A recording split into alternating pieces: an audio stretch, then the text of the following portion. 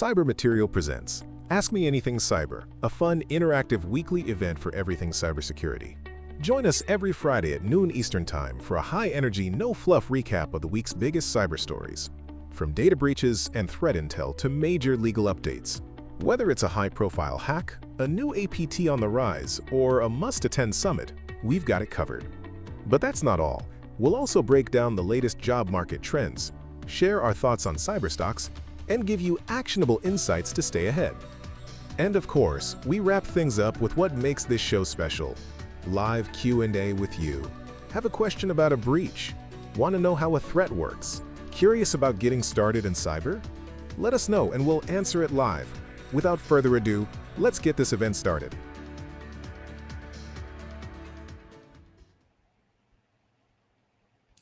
Hello and welcome back to Ask Me Anything Cyber Fridays. I am Prapti and I'll be your host for today.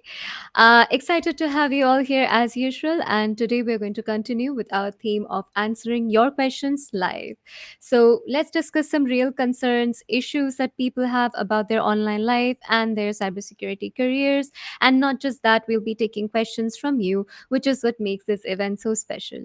So leave your questions in our live chat and we will definitely get you your answers by our experts. Before we bring our in house expert to the stage, a short announcement. Our cyber briefing challenge is live now. It is a referral challenge. You can earn rewards by simply referring us to your connections. If you have not joined our Substack, be sure to scan the QR, join now to participate. Winners can get away with a $100 Amazon gift card. Another exciting news I have for you is that next Friday, the 8th of August, we'll be hosting Ask Me Anything Cyber for Gamers, which will be another live session. I know cybersecurity is not a stranger to the gaming world, and we'll be unwrapping some of the most pressing matters in that space. So, if there are any gamers out there who would like to join us and talk about gaming industry and cybersecurity, our DMs are always open. Don't miss the opportunity because this live stream will be broadcasted to over 20,000 followers on LinkedIn. So it's a great chance for you to get involved in and make your mark.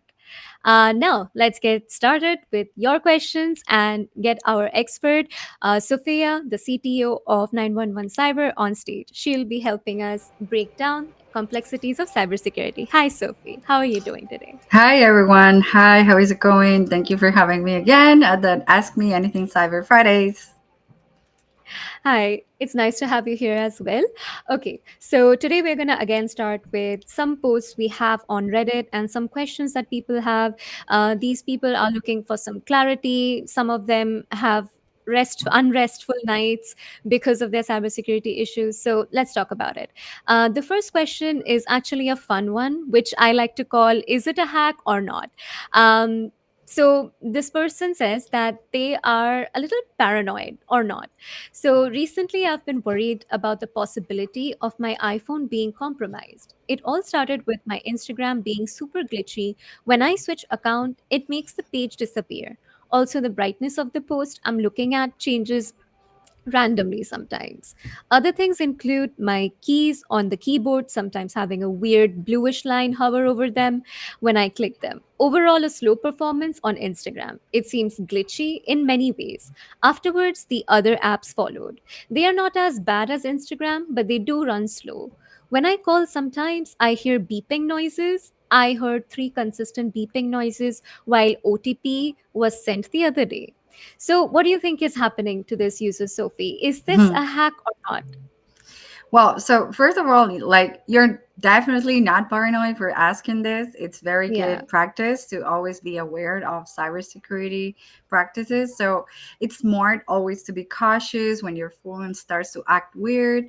So let's break it down a little bit for our audience to understand exactly what can happen here.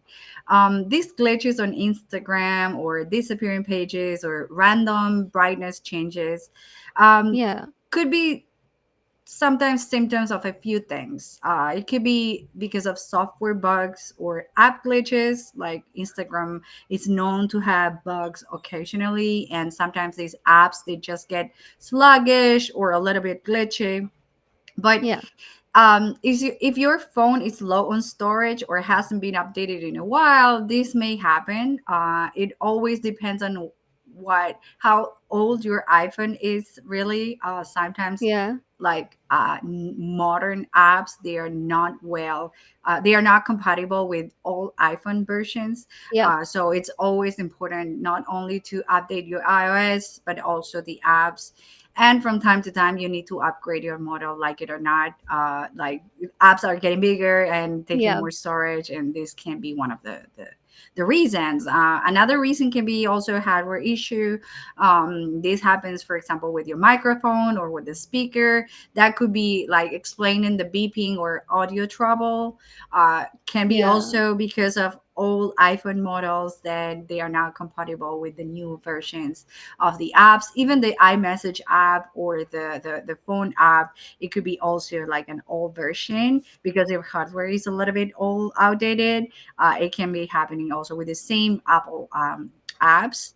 And can also be network issues. Maybe your Yep. connection is not that good. The connection is a little bit flaky, or you have like sound like bad reception. So this can also be an issue.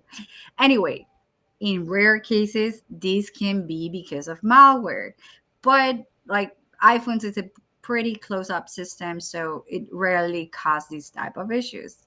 But anyway, to Okay. go back to this person's question, like if your phone hacked or not, Yeah. What like is your verdict? yeah, probably not. Again, as I said before, you shouldn't ignore these signs.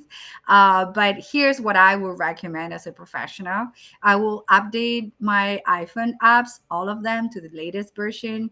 Also, update the iOS. And most of these updates, they contain fix bugs fixing, so it will patch also security holes if you have any security concern.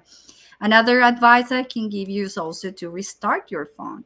And why it's important. Sometimes this kind of buffer or glitching can Yep. help you when you reboot your phone, so it gives like a breath of fresh air to your device. I kind of like Yep. said, it's like when you go to sleep your brain rests, so the same for the computer, when for the phone when you restart it. Another advice is to check your storage.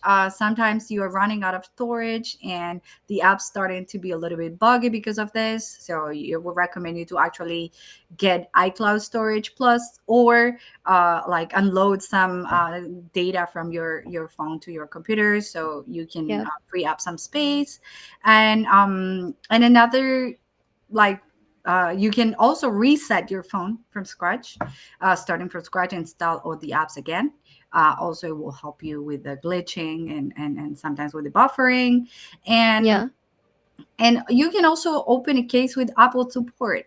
They will be able to actually do run a diagnosis on your phone to see exactly if this is a hardware issue or a software issue.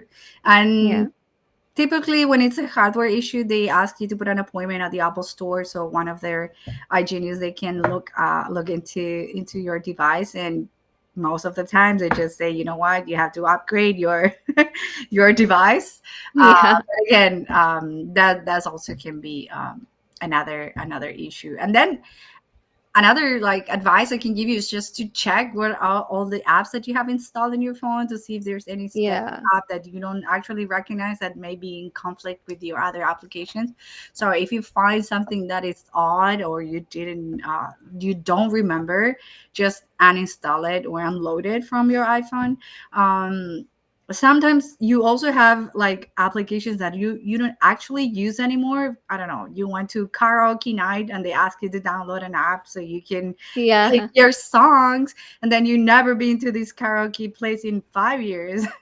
But you Yeah. Not still. only is it taking up storage, but also like it could be something sketchy. Exactly. So sometimes you get these old applications that you install once, and you have to like uninstall it or remove it from your phone. Yeah. Even if you change your device, it can happen that when you put your Apple ID, it will load again into your phone because you had it in your previous model. So remember to always do like a cleanup of old applications or unused applications.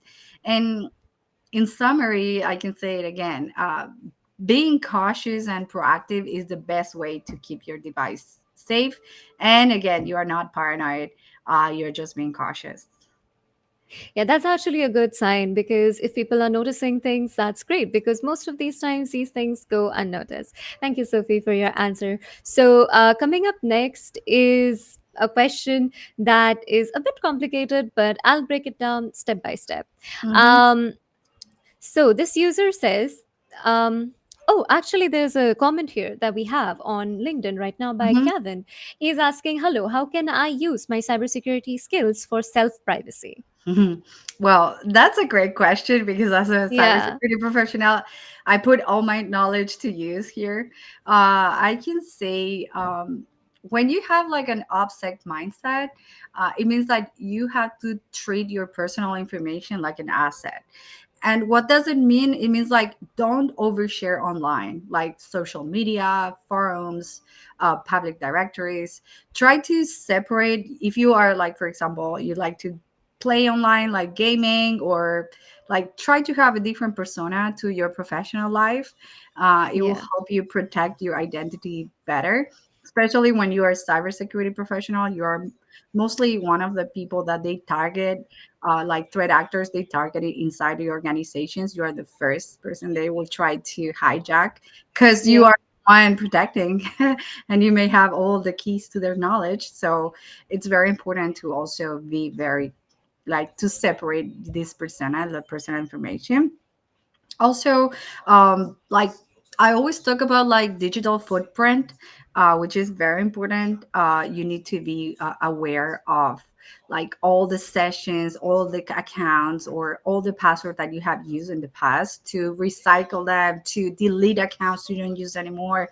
As I mentioned Yeah. before, with these one-time use applications on your phone, the same applies for one-time accounts you create, I don't know, for a free trial or for something that you only need to use once. It's Yeah. very important to actually delete these accounts or do some cyber hygiene to clean up, remove like delete this email if you use it as an alias or something, like to keep you like secure. Again, as a cybersecurity professional, you have to put your knowledge to use here. And when I'm talking about like you need to walk the talk, and it's important. But that's a great question. So thank you, Kevin. Yeah, thank you, Kevin, so much for asking this question. We encourage everybody who is watching the live right now to drop their questions in the live, and we'll definitely get them answered by Sophie. So, jumping back to the question that was complicated, and this I'll break down step by step. So, here we go. Hundreds of unknown emails sent from my Google account this morning. No new login, two-way enabled. What is going on? Woke up today and found hundreds of sketchy emails in my sent folder, all sent within minutes from my own Gmail account. They are generic spam with PDFs attached, nothing I ever typed. So this user says they have checked Google account activity, no weird IPs was connected. They have their 2FA on, changed their password immediately as well, and there was no suspicious third party or services linked to their Google account. And also, he says that they did not click on any weird links or install anything recently.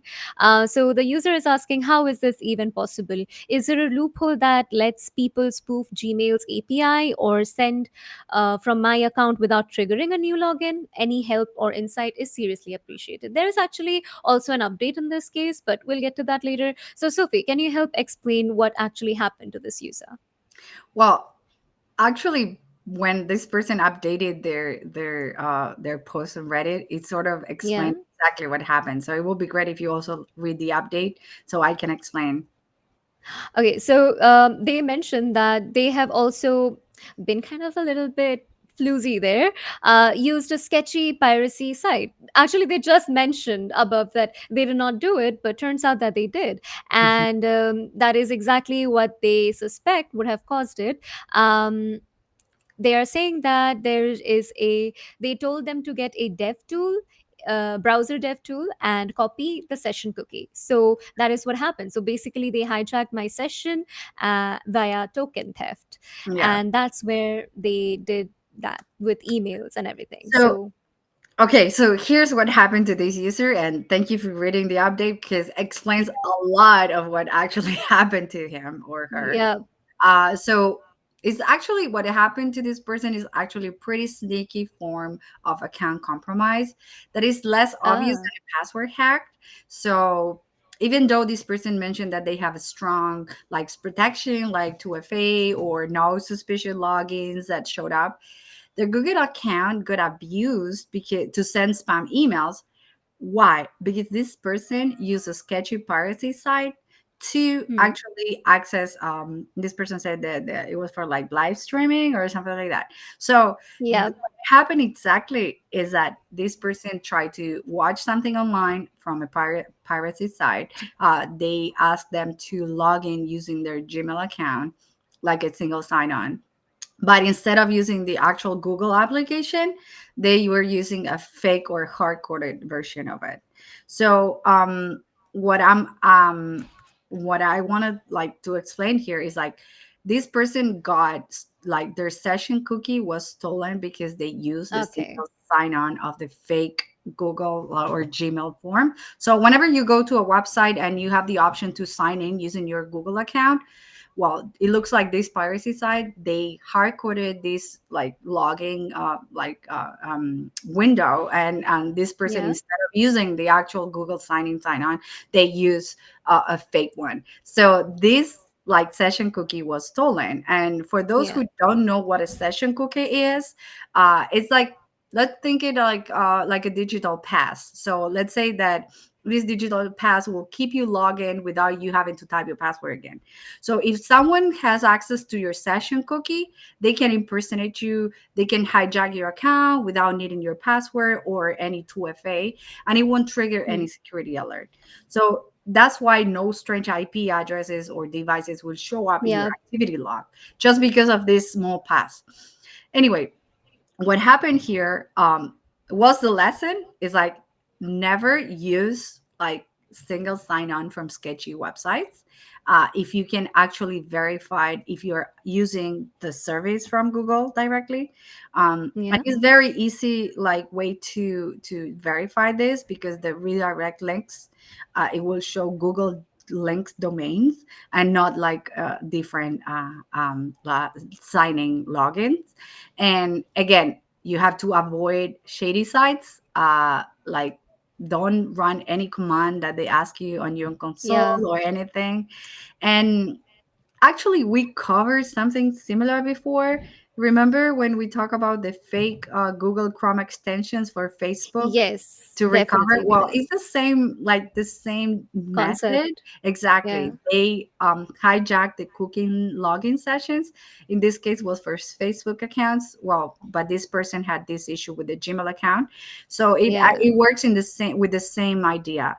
They steal this pass, this cookies session token, and they use it to access your account, bypassing all these security methods. But again, yeah, you want to add something, Prapti? No, like this is why like he in the beginning did say that he did not do anything like suspicious, but Yeah. clearly that the first wrong step was that for him to go to a site and then try to do something that he should not have been doing. Yeah. So if this happens to you, Yeah. by mistake you did it, and I mean, there's no shame here because it can happen to anybody. Yeah. But if it happens to you, you have to change your password right away. And the most important thing is to revoke all active sessions and sign out everywhere from Google. In that sense, you will just wipe all these cookie passes that you have given in the past to other devices or other connections. So it would just wipe them. So if they have this old session cookie, it will get erased in that case. But Yes. again, be cautious about the sites you always visit and be cautious where you put your credentials. Yeah, thank you, Sophie, so much for your recommendation as to what this user should be doing. And Mhm. thank you, user, for your update because that was something that really, it took turns, and was complicated. The next one is something that has a lot of urgency linked to it, as it has some very sensitive information that is potentially at risk. So the Reddit user says, my father allowed someone to remotely access his computer. What safety steps do we take now? My dad somehow clicked on some weird website and then got a number. Called that number and followed the instructions for a stranger to take control of his computer. Apparently, the stranger tried to guide him to log into his bank account online, which is when he caught on to the scam. I am not exactly sure what he did afterwards or how long this event lasted. Still trying to get those details from them. I told my parents to shut off the computers and change passwords to all sensitive accounts using their other computer. What else should I do? So, Sophie, as an incident responder, like, how what would you suggest? Because this is critical right Yeah, now. yeah. And actually, I'm like laughing a little bit because this situation he's close to home, because this is something that happened actually to my father as well. He Yeah. allowed remote access to his computer after falling for a scareware tactic. So basically, he was like visiting, I think it was a newspaper or something. He was reading the news and then he saw a pop up on his computer saying, your computer has a virus. You need to call this phone number Uh, so we can fix it. So he called right away, and exactly the same, like situation. Yeah. exactly, yes, the same, like they asked him to pay for a removal like tool, like a malware removal tool. He gave his credit card information and everything, and so on and so forth. So it was very scary and stressful for him, because you know how he figured it out. It was basically when he said to the person, you know what, my daughter, she works in cybersecurity, Uh, and the person hung up. So he was like, what happened here? And then when we figured it out, it was like, yes, exactly the same situation. So what they usually do, these like scammers, they try to impersonate tech support. This is what the very well-known tech support scam that we have talked about it before. uh, yeah. the thing is, like, this person did the right thing, because he told their parents to shut off the computer and change password Yeah. on different device. That's the first step. When you isolate the infected device, that's very good. Now, here's what I recommend as a professional. Disconnect the affected computer from the internet immediately. This will stop the attacker from doing more harm and getting into your network too. You have to run a full antivirus or anti-malware scan on your computer, and uninstall any like software that this tech support scammer have asked you to install. Yeah. Now, if you gave away your credit card details, you have to call your bank to inform them about this, to put a stop of any recurring charging or charges, or you have to like report scam or fraud, so you can you can stop it right there, to ask for a new debit or credit card number, a new plastic as well. And also to keep an eye on your like credit monitoring, so you can check Monitor. Yeah. exactly if your account has been like your credit has been impacted for any other, like, I don't know, they ask for a loan under your name or whatever it has Yeah. to be. Are there any Again, alerts we mhm. can set up for this? Like, let's say we have a sudden transaction, there must be an alert that we can set up. Yeah, of course. There are companies that you can do that with them. Their Um, experience, they can help you monitor your credit. You get alerts in your phone. You can also do it with us with 911 Cyber. We can help you set it up. We do have a service for that. We can help you. But again, this person, what did is correct. He isolated the infected device, and it was yeah. able to like to isolate this issue. And also he did well educating his family or parents in this Yeah. case about the dangers of unsolicited calls, clicking unknown links, giving remote access to strangers. So these social engineering tactics are very common, but they are also preventable. So if you educate your parents or your grandparents or seniors about these Yeah. tactics, they are aware of it, they will remember, and they will be able Yep. to spot them and to say, you know what, I think this is wrong, I won't do anything.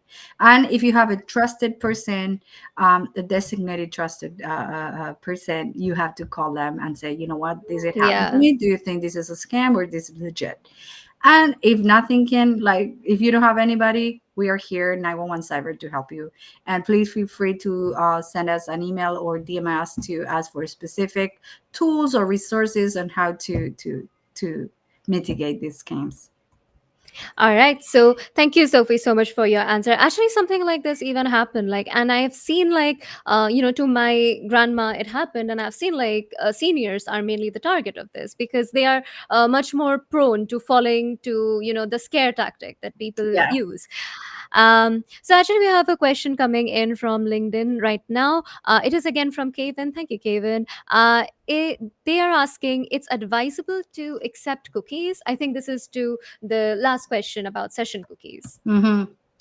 we had. I'm I don't actually like get the background of this question, but if it's like, um I mean, Like cookies as in like when we go to a yeah, in website, this are you case, talking this about? person like gave away their cookie session, which is different from like accepting cookies on on a website. Yeah. Even though they share the same name, it's a different, like, in this case the website is giving you the cookie in your browser so it can like track you Okay. like for advertising, or like, that's why all the GDPR and all these like different legislations are out there to actually protect the privacy of the user. So it's a different, a session cookie, it's a different from like a persistent cookie or a third party tracking cookie. So Okay. I don't So it know is different from the exactly. cookies we Kevin, if see. you can actually tell us exactly which cookie you are referring to, I will be able to narrow it down. But if it's a session cookie, I mean, uh, it depends. I mean, you need to be careful not to log in shady sites using the single sign-on with Gmail or Facebook or any other like company like LinkedIn, to just not use like a email or password, but just using Mhm. the to sign in with these companies. So you need to be careful where you're using them. Yep. So, Kevin, just like let us know what cookies are you talking about, so Sophie can clarify on it more. So we'll go to the next one, which concerns corporate people. And Sophie, it would be great if you can provide some clarity to this question. Hmm. Can someone hack my phone with email? I'm thinking of logging in my department's official email on my phone for updates and checking documents and stuff, but my coworkers have access to that same email. If I log into it on my phone, can they somehow hire a hacker to hack into my phone and have access to my personal data like photos, videos, call recordings, contacts, WhatsApp, etc.? Kind of paranoid. So, can you clear up this situation for this user, Sophie? Yeah, I mean, great question, and I totally get Yeah. why you're feeling a bit paranoid. It's always smart to think about these things. It's always very good to be cautious. So to go back to your question, like, so can someone hack your phone just because you and your Yeah. coworkers are sharing the same email account on different devices? The short answer is no. Just sharing the Okay. same email login won't let someone magically hack into your phone or access all your personal information like Okay. photos, WhatsApp, or whatever it is. So here is why, and I'm gonna like split this. Um, Yeah. Accessing an email account gives someone control over that email and anything tied directly to it, like reading or sending emails, accessing calendar events, files, but it doesn't Ah. give backdoor to your entire phone. Now, Okay. your phone's personal data, like photos, WhatsApp, contacts, call logs, or anything else, they're stored locally on your phone and it's separated from your email account. Now, to hack your phone itself, an attacker they will need to actually install malware on your device to actually access this information that is stored locally. But again, what I want to like split here again is like, if Yeah. by any chance your department's official email credentials are the same that you use to log in into your Apple ID or your Android's Yeah. like Google account, well, in that case, yes, because they can connect the same account in another device and they may be able to back up everything from the storage. But if it's just an email account that you don't use it to log in into your Apple ID or your Google account Yeah. for your Android device, not really.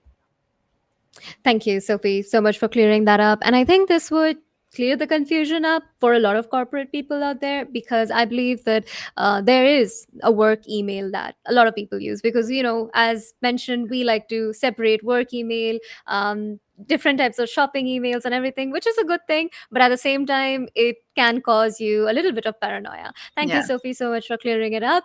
And next, I think, is something that is a pressing issue, as recent reports have revealed that people are now using ChatGPT more and more, and even passing on personal information to GPT. So this user is asking that they shared personal info with ChatGPT, and how bad was that? So this user was tired and worried about something and mistakenly uploaded very sensitive document to ChatGPT. And as soon as they did it, the regret actually hit them. The personal info in question contains information such as name, social security numbers, and addresses. They are saying that I removed such information from the document, but instead of uploading the edited version of the document, I uploaded the original document instead. The user is saying that they were tired and that's why they did that. And now they are saying that they are paranoid and do not know what to do. Both chat memory and improve model for everyone were turned off, and they have deleted chats, but they still feel uneasy about it. So, Sophie, what can they do to make this situation any better? Well, first, I want to say to this person, you're definitely not dumb for this. Even if you were Yeah, tired, mistake happens, especially when you're stressed or you're a little bit tired. yeah, But now, about sharing sensitive personal information like your name or social security number or your even your home address with ChatGPT, here's what you actually need to know. OpenAI's ChatGPT doesn't retain your personal data in an active memory, but if you turn off chat history, so that's a okay, settings that you have to configure on your if you're using the free version of ChatGPT. And got it. if you actually turn it off, it won't use this data for model improvement. So this data is mostly Hmm. stored locally on your personal account. Now, this person mentioned that they deleted these chats, which is great. That's exactly what you have to do. Okay, That means this information won't be stored on the long term or used to train model, but that's what they say. So we have to trust them on yeah, this. But again, this is a point, and OpenAI does have some system that they may log some data temporarily for abuse prevention and service improvement, but hmm. they minimize the retention and of this specific data and protection of privacy. So we need to trust them on that. Again, Yeah, not great to share sensitive data with them, yeah. especially in, like on online service unnecessarily. But if you happen to do it, uh, you need to like delete and also configure your ChatGPT. Now, what you can do now to improve Hmm.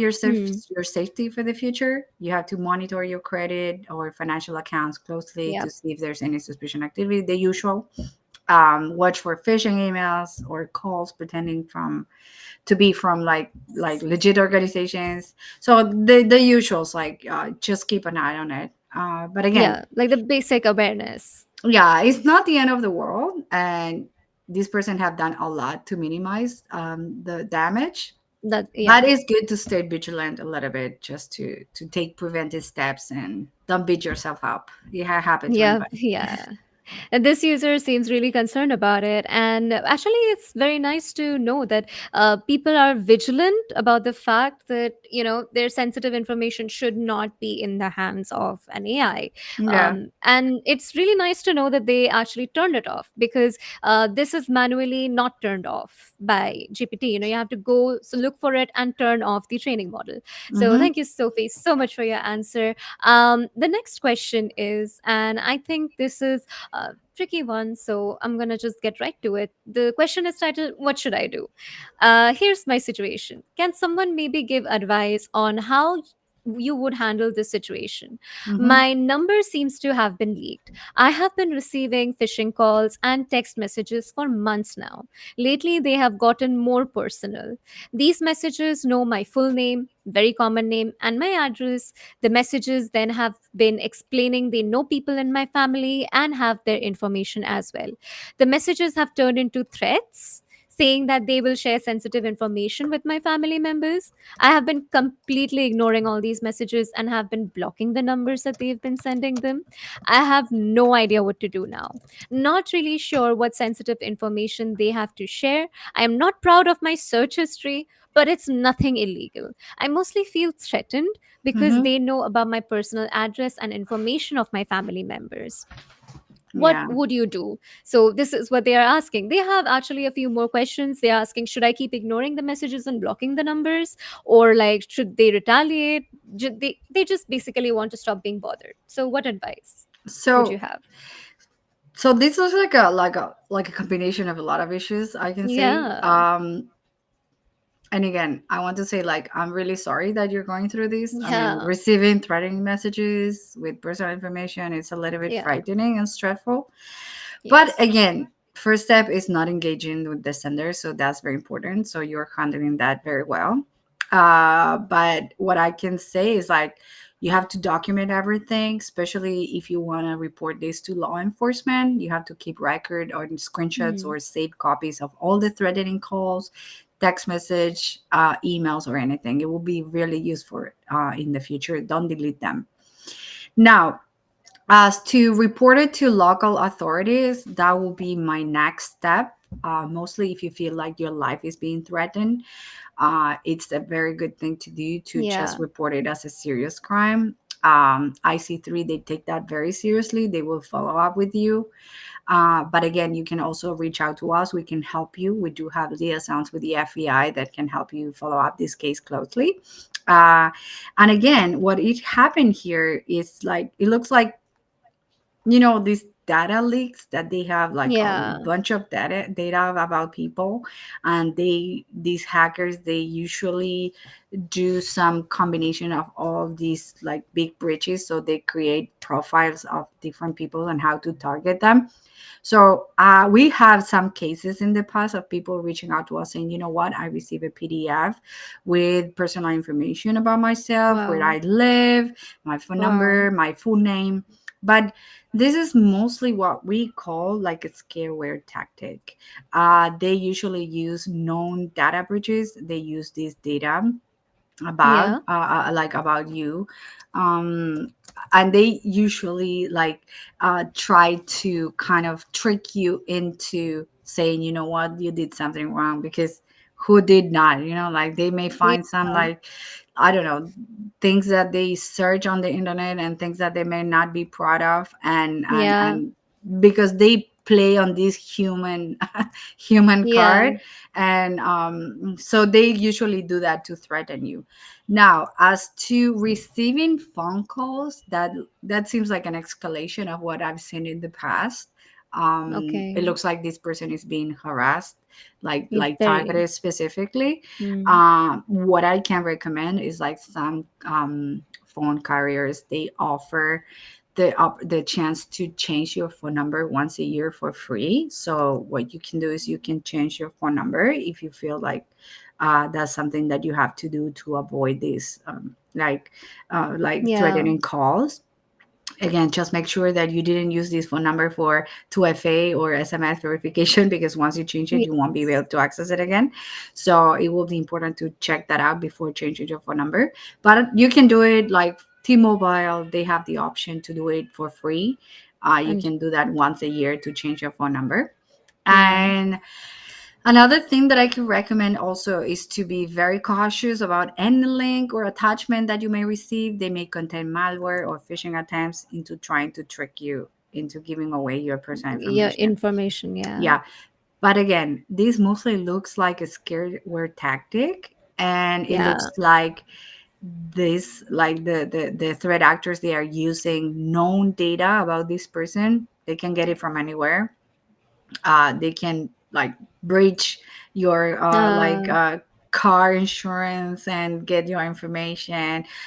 They can, they can access this data from anywhere, even from your voting registration website. They can get your home Yeah. address and your full name and phone number. So if they breach this organization or these companies, they have your information and they would just impersonate or they would just threaten you. So Yeah. it may not be personally like personal per se, but even though it has your personal data, it just may be like a tactic. Yeah, this seems very like scary for this user. I hope this user gets help as soon as possible because this has really, really escalated.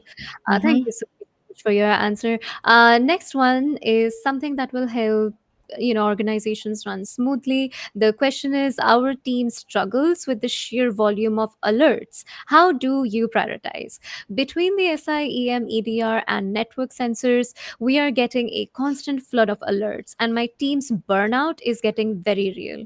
We try to go by severity, but half the time the critical alerts are false positive.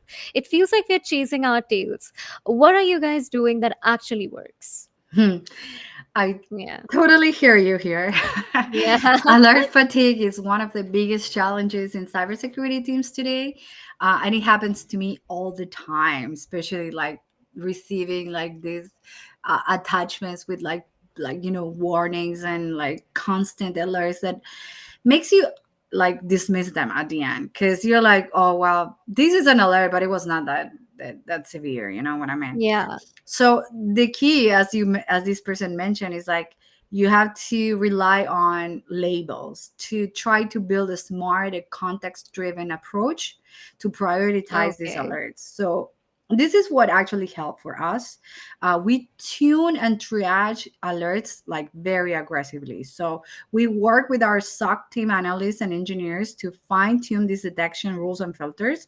So Yeah. this is mostly from experience as well. So you have to bring like some back knowledge, to know exactly Yeah. how to identify them and how to triage these alerts. So you don't get this fatigue of getting these false positives, as this person mentioned.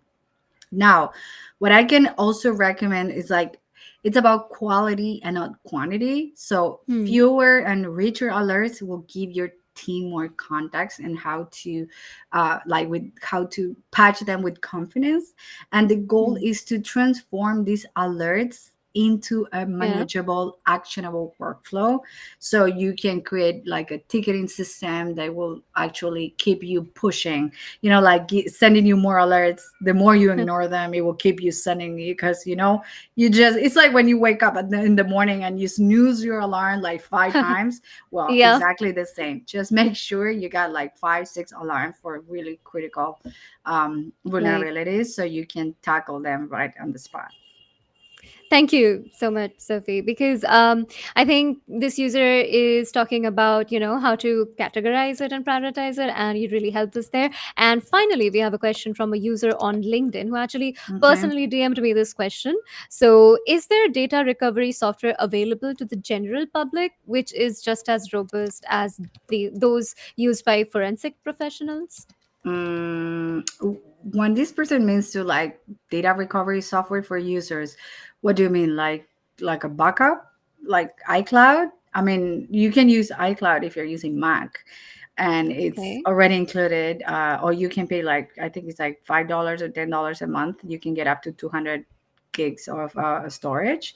But yeah, I mean, if you're using uh, Mac, you can actually back up your iPhone and your Mac directly.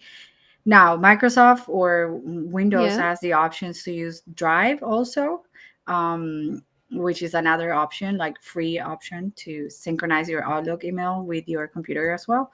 Not many people has like Windows Phone, Yeah. but Rare. sort of work together as well. But you can actually have OneDrive on your iPhone as well, and you can also back up. But I've used in the past, it has Windows recovery system, so it's OneDrive. You can sync your Windows computer with your iPhone as well. And Okay. in the past, I've used another software like I use Nextcloud, which is like it's like Uh, a platform that is self-hosted.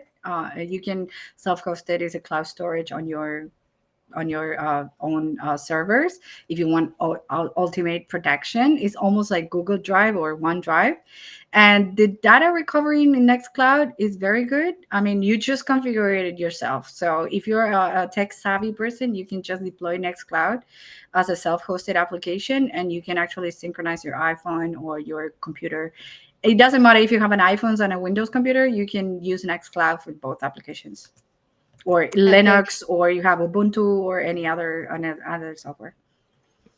Okay, thank you so much, Sophie, for answering. And thank you, um, Mohan. Yeah, you were the person who reached out and asked me this question. So thank you so much, Mohan, for asking me this question. My DMs are always open, and Sophie's DMs are always open. And of course, you can directly DM us on the page if you have any cybersecurity related questions. Hmm. So now, before we break down the top headlines of this week, let's watch a quick video on our most important initiative, which is the cyber briefing. Stay ahead of the cyber curve with real-time alerts, incident reports, and the latest cybersecurity news, all in one streamlined, easy-to-read newsletter. Join more than 20,000 subscribers who rely on Cyber Briefing, available on LinkedIn, Medium, and now on Substack. Don't wait to protect your digital world. Subscribe today and stay informed with Cyber Briefing by Cyber Material.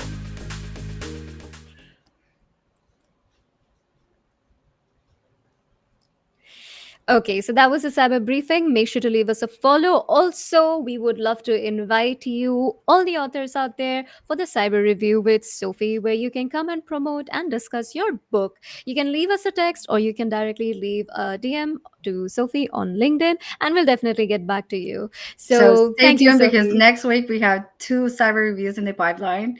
We're gonna be reviewing about cybersecurity law, and then Stop the Cyberbleeding from Bob Chaput. Yeah. And so if you want your book also highlighted, make sure that you just contact us. That's all you need to do. All right. Let's discuss this week's top cyber headline. Okay. A fresh sneaky attack method called choice jacking. Could you explain what this method is and how it works, especially the recent discovery by Graz University of Technology in Australia? So this is a very, very good new research. It's called choice jacking, Yeah. which comes from the all-known juice jacking. So for those who are not familiar with the word Yeah. juice jacking, is used to be the USB charging malware connection. You know, like it used to happen in the past, but the new software updates from the iPhone and Android devices, they sort of patch this vulnerability. But this is a new one, and it's happening right now in the wild. And hackers are stealing data from phones using just public charging stations. You know, the USB charging kiosks Oh, that you find at the airports, at the mall, yes. even hotels, or even in the bus. Like here in New York City, the bus had the USB Yeah. that you can charge your phone. So these attacks, they trick the users into granting access permissions they didn't intend by hijacking the choice prompt. So remember, when you connect a charger in your phone, it says, "Do you trust this device?" And then you need to unlock your iPhone Yeah. and you need to put accept. Well, they are tricking users into accepting this, and they're passing data in this case. And Oh, it's so no. fast that the human eye can even catch it. So what is the difference between the old juice jacking and the new juice jacking? Is like the juice jacking require a user prompt to accept the data transfer, and it was mitigated by these OS updates. Now choice jacking, however, it bypasses these newer protections, and it will complete like so fast, like you wouldn't even have the chance to put accept, because it will do it automatically. So basically, when you connect your phone to these public Yeah. chargers, this like malicious kiosk, they manipulate that you think that you are consenting to, like to give access, and they will silently grab sensitive data from your device. That So sounds alarming. yes. So now what I want to say is like, what is the takeaway here? You know, Yeah. Prati is What can we always do? try to, yes, what I will try to give you the tip here. Even though it's very tempting to use these USB ports at the airports and hotels when you're there, Yeah. I know it I happens. think the hotel one is pretty common because, we go there and we're on vacation and we definitely need to charge our phones. Yeah, So, So what I recommend here in this case is to carry a personal power bank and Uh, charge your power bank using these USB chargers, and then you charge your phone. So you have like a third device in the middle, like I say, like so it yeah. acts as a proxy, so it won't be able to transfer any data to your phone. So that's the safest way. Instead of like connecting directly to the USB your phone, you just connect the power bank, you charge it, and then you charge your phone with the Then power. you power bank. Yeah, that would be the safest like option to target this choice. Avoid. Yeah. Yeah, new threat that is in the wild right now. Yeah, this seems very like Mm-hmm, alarming because, I don't think many people would even understand because as you mentioned, it happens like in the blink of an eye. mm-hmm, So, and they don't even have like, to accept anything. It's just mm-hmm. done from their behalf. Yeah. So, So yeah. it's mostly like it's different from just tracking, but it has the same like methodology using the USB charging points. So this will trick you into Okay. like manipulating into accept things that you are not actually Oh. accepted. So it's a little bit different from the other one. Okay, okay. Thank you so much, Sophie. And then we just heard about hackers exploiting official gaming mouse software to spread malware called, I think it's Xred. Mm-hmm. Can you explain how this attack actually works and why gamers should actually be concerned? Well, actually, I wanted to talk about this one because next week we're having the gamer Ask me anything, Cyber? Yes. so I wanted to mention that this is like something that even if you're the most like cyber secure person, you wouldn't able to like avoid it. And why? Because in this case, the hackers, they actually compromised the official website of the gaming mouse manufacturer, and they embedded this malware directly into the legitimate software. So one of the advice I always say, go and visit legitimate websites to download legitimate software, but in this case, they hijacked the actual website and the actual legitimate software. Wow. So there was nothing like you would have able to do in this case. You what the only advice I can give you is just to monitor all these applications or like softwares that you've been using to check for alerts if this happens to your provider or the software that you've been using. So that's the Oh, only advice I can give you here. So they just patched this a couple like last week I think. Yeah, they patched it this week actually. So if you are using this mouse, you have to update your software like the USB so this is blue. this is happening to one particular product. Yes, yeah. Oh, okay. So Mhm. that actually is that much better because we're all using mouse, and I kind of got concerned there for a second. Like, okay, so is my mouse is also gonna get hacked and is gonna do something No, like that? it only happened to I can tell you exactly which one. It was the Endgame gear. So if you're using the Oh, Endgame gear mouse, like wireless mouses, you have my wireless mouse, you will have this issue actually.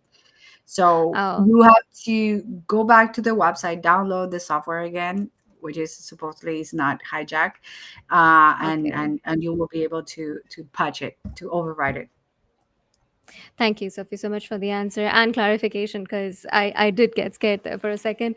And also, something that has been trending everywhere in cybersecurity these days. We just heard about the T app leak that exposed thousands of women's photos. Can you explain what happened, including the latest revelations of a second breach and why it's so serious?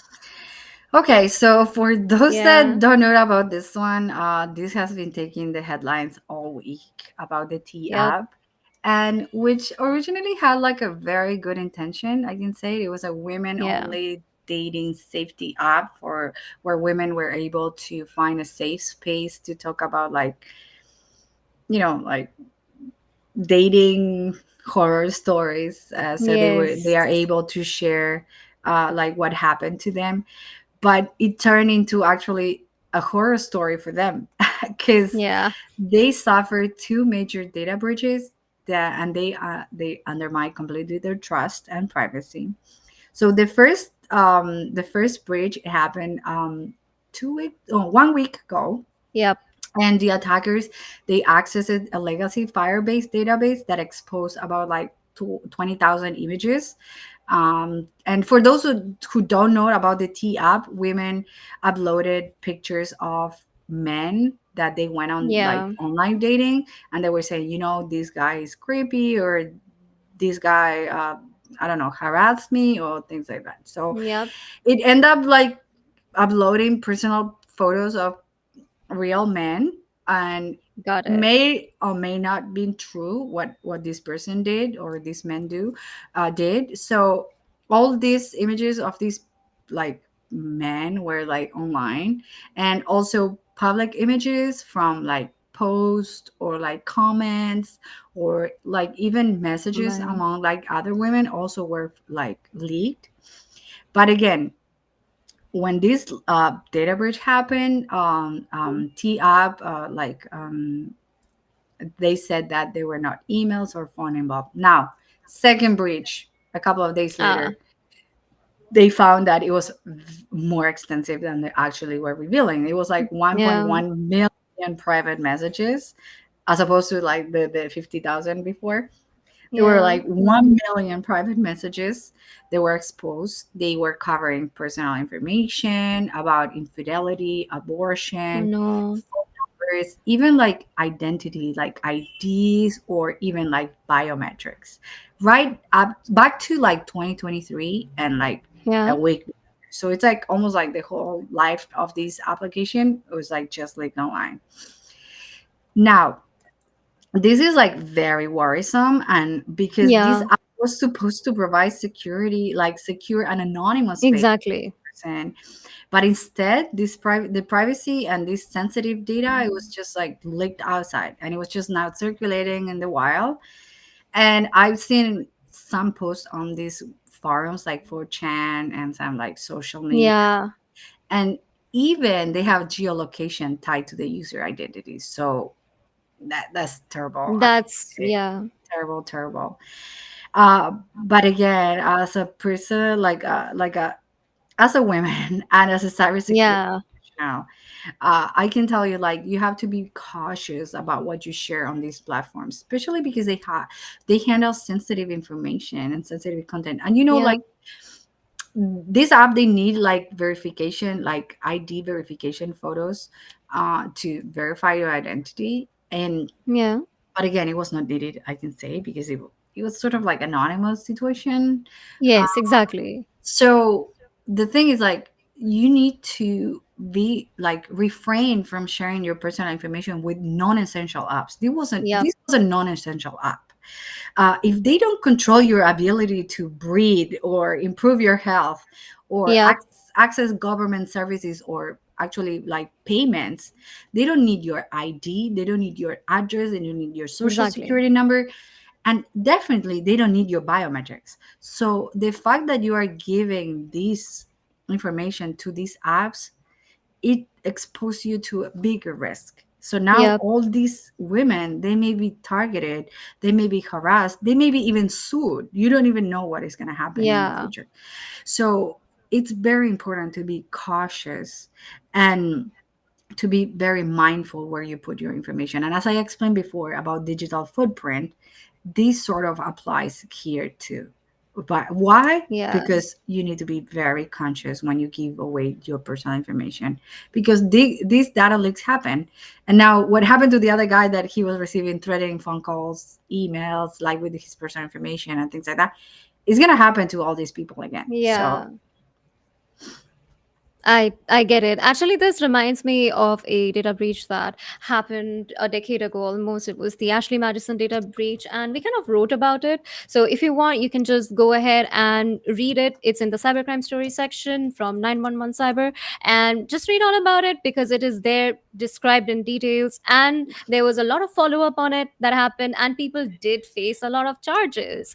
yeah. So there's also one more news, like before we say goodbye. A decrypted tool has been released for FunkSec ransomware. Can you explain what's going on and what it means for the Yes. victims? Yeah, and actually, I wanted to leave in a high note, and this is very good news. This Yeah. is a joint research between Avast and the European Cybercrime Center.